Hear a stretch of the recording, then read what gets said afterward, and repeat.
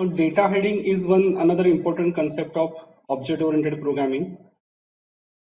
Data hiding ensures exclusive data access to class members and protects objects' integrity by preventing unintended or intended changes.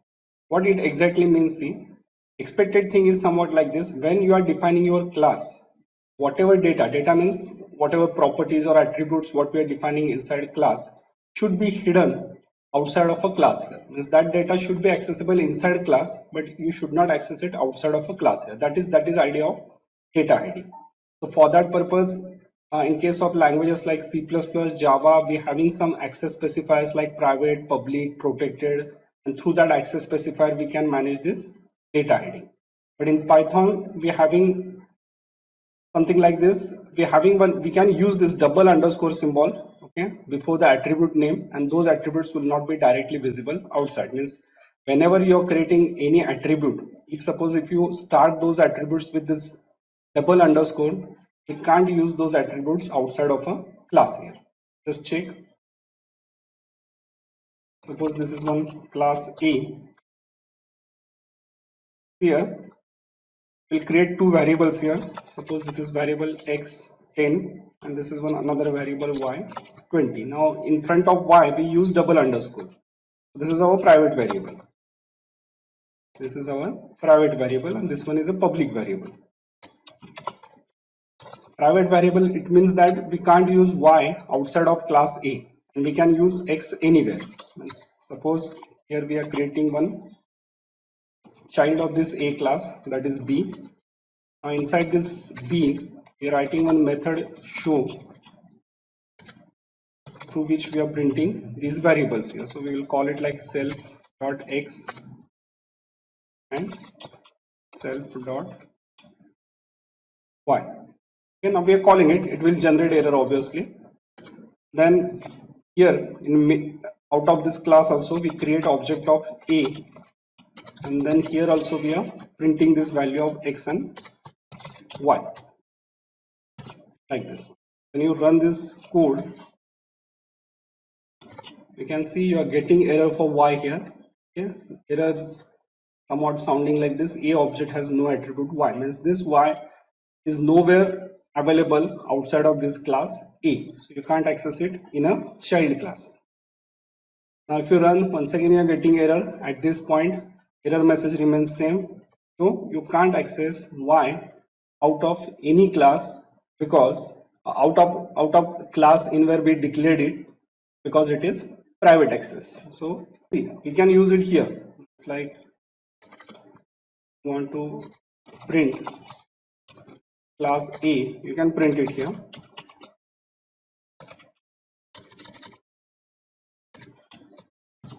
Okay, we can print it over here.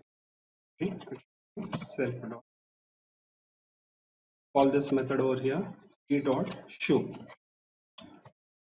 We can access it. We can access this y in this class A anywhere, but we can't access this y out of this class. Means we can't even access it in the child class. We can't access out of any class over here. Okay, so this is how we can make your data private. So see, in case of object-oriented programming, idea is somewhat like this: you create variable private and then you write some methods, like suppose say get y, and through this method you can return this value. Okay, and here we are writing another method set y, by which we can set value of this variable. Okay, so these are the two get set methods by which we can access the value of y. Now see, you can't access y anywhere, but you can access get y, you can access set y. So we can set the value of y also by calling this set y method, and to print it you can call it by using get y methods. Okay, so this way you can access value out of this class here. But what is use of this then? If you are anyhow accessing, then what is use? So in that case you can say you can control the value of y. Means if you want to set value of y in some range, you can control it. You can write down if like this: if p is greater than 10, then you can write some errors or something like that here. So idea is like that: value of this private variable should be accessible in a class. Value of private variable should be in a control as per our requirement here. It should not be directly accessible out of this particular class here. So that in Python we can manage by using this to underscore, this symbol of to underscore in front of variable. Now see, there is another option also. We can write here single underscore in front of variable. We can even use single underscore. Now by using single underscore, see what happens. Suppose if I am trying to set the value of z here, okay, like this, and then we are printing it also. So first of all, see, it is accessible. There is no as such error. It is accessible. Then what is exactly use of this? The only thing is that we are getting one warning here. We are getting warning here. Access to a protected member Z means this is a sort of an protected member. This is a sort of an protected member. So see here, we can define variables in three ways. Direct without any underscores. So that variable becomes public. You can access it anywhere. We can use single underscore. That variable is known as a protected one. Protected means we can access it anywhere, but whenever we are trying to access it, we can get a warning that we should not use it. And then we can use two underscores in front of variable. That will be completely private variable. You can't access it outside of class. Same way we can even create methods also as a private method. Means you see, we can write method like this. So this method is not accessible out of this class here. You can call this method. It will produce an error because show is private method here. But mostly methods we are not creating private. Mostly attributes or properties we are making private. So that is a concept of object-oriented programming, that your data should be hidden. It should be private. It should be accessible in a class only. So that we can manage by this two double underscores. Okay, so this is regarding with basics of object-oriented programming, what we have seen. Okay, we're having another session on object-oriented programming afterwards. So in that case, we'll see some other concepts like abstract classes, comprehension, aggregation. Okay, that you will see afterwards.